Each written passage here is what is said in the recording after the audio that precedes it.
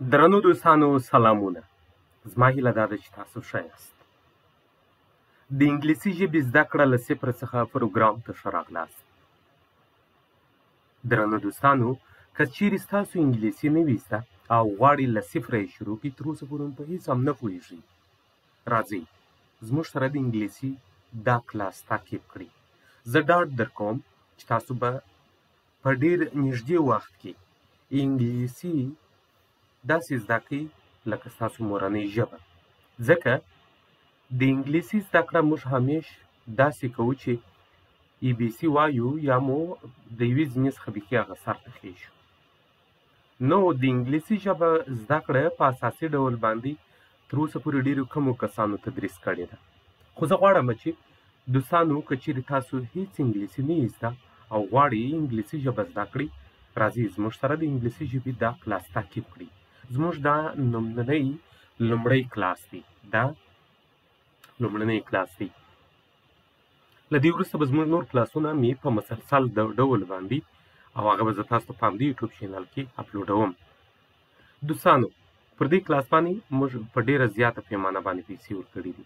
خو دا چې ما څه لاسته راوړي دي، زه غواړم د انسانیت، همدردۍ، پښتونولۍ او د ثواب په نیت یې له تاسو سره شریک کړم. هدف مې دا نه دی چې تاسو زما چینل سبسکرایب کړئ. هدف مې دا دی چې تاسو څه زده کړئ، دا تر خپلو نورو دوستانو پورې هم ورسوئ. راځئ دوستانو، انګلیسي موږ لومړی د الفبا یا د انګلیسي د الفابیت له تورو شروع کوو چې هغه 26 حروفه دي. تاسو طبعا دونه معلومات لرئ چې هغه یو کپیټل دی، یو سمال دی. نو زه غواړم هر څه خبرې په پښتو کې وکړم تر څو تاسو ښه پوه شئ، او غواړم ډېر په واضح توګه باندې تاسو ته دا هر څه وښیم. که چیرې د چا همدا ای بي سي او دا څه نور زده وي، هغه چې دا څه نه ګوري، لوړ دي چې تر دې نور ښه کلاسونه وګوري. ځکه وخت ضایع کول دا ډېره ستره جفا ده د یو انسان د ځان سره کوي. نو که چیرې ستاسو په ای بي سي نه پوهېږئ او له زیرو شروع کوئ، بیا دا زموږ سره تعقیب کړئ، زموږ غوښتنه ده. نو دوستانو، موږ اوس نن لومړنی درس پر دې باندې بحث کوو چې ای بي سي چې ده، دا په پښتو کې څه ډول اواز ورکوي. لومړنی توري دلته چې ما تاسو ته لیکلي دي د انګلیسي ژبې زده کړه له صفر څخه. لومړنی توري ای صدا، ای اواز د ا لري، ای اواز د ا لري. دا بیا وروسته په نورو کلاسو کې مسلسل پر دې باندې بحث کوو چې ولې ا لري. دا نور ډېر اوازونه هم لري، تغییرېږي، خو موږ نن لومړنی پیل کوو. ډېر اسانه دی، پر ځان فشار مه راوړئ، یوازې دقت وکړئ. ب صدای ب لري. ب اواز ب دی. د سی اواز کاف دی، خو دا هم تغییرېږي، بیا به موږ په دې اړه باندې بحث کوو. د سی اواز که دی. د ډي اواز دال دی، د خو دا هم تغییرېږي، تاسو به بیا وروسته زموږ سره وګورئ.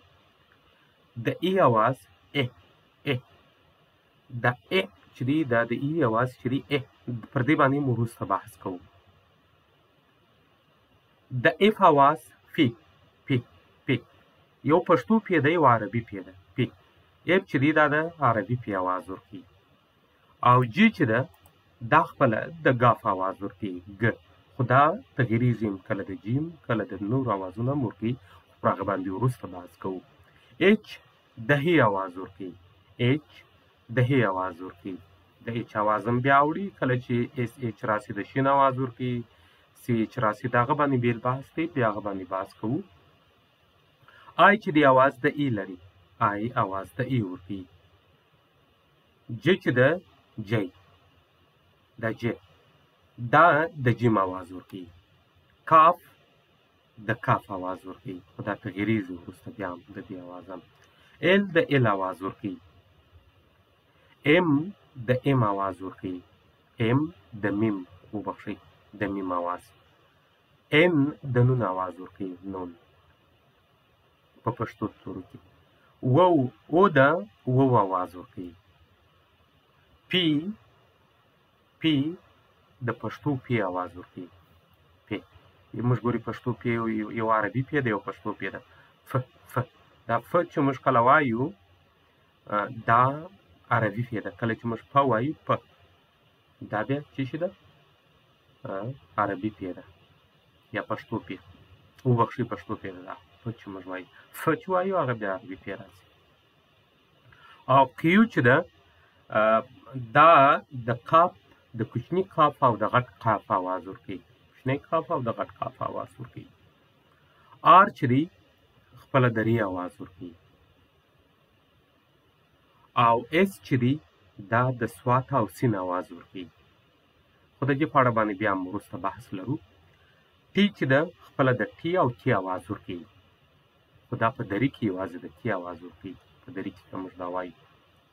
یو چې ده د دا خپله د آواز ورکوي، وروسته پر دې باندې بحث لرو، هیله ده چې زموږ نور چینلونه درسونه هم تعقیب کړي. وی خپله د وی آواز ورکوي. ډبلیو خپله د وو آواز ورکوي، ډبلیو د وو آواز ورکوي. ایکس د ایکس آواز ورکوي. یو د ی آواز ورکوي.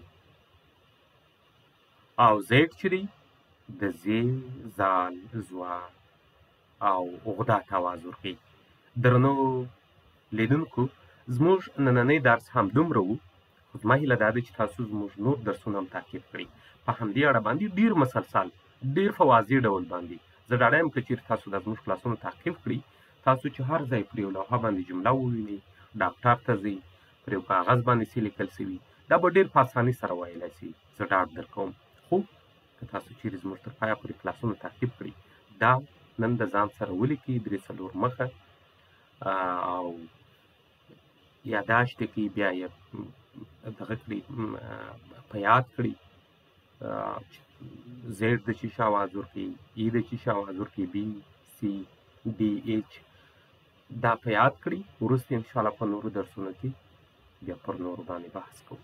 نو اوس موږ ته راکړئ اجازه، هر چیرې چې یاست روغ او نیکمرغه اوسئ، خو دا درسونه له نورو دوستانو سره هم شریک کړئ.